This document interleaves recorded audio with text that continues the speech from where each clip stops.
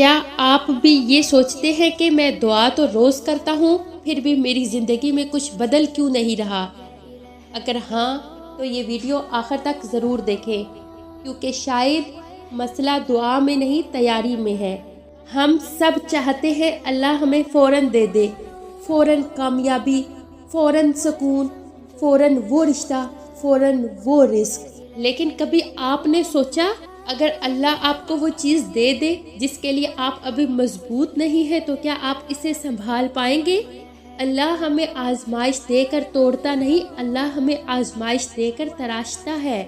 جیسے لوہا آگ میں تپتا ہے تب جا کر تلوار بنتا ہے، ویسے ہی انسان مشکلوں سے گزر کر مضبوط بنتا ہے۔ آپ کی آنکھوں کے آنسو ضائع نہیں جا رہے، آپ کی خاموش دعائیں رد نہیں ہو رہی، بس اللہ آپ کو اس مقام کے لیے تیار کر رہا ہے جہاں پہنچ کر آپ شکر بھی کریں گے اور صبر بھی۔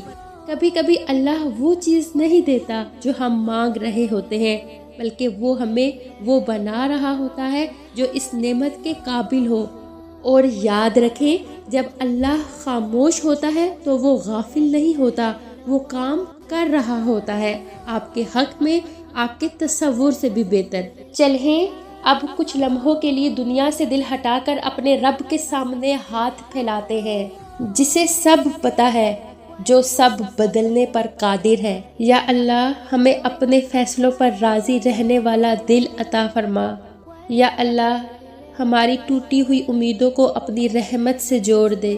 یا اللہ جو دیر ہو رہی ہے اسے خیر بنا دے۔ آمین ثم آمین۔ شکریہ۔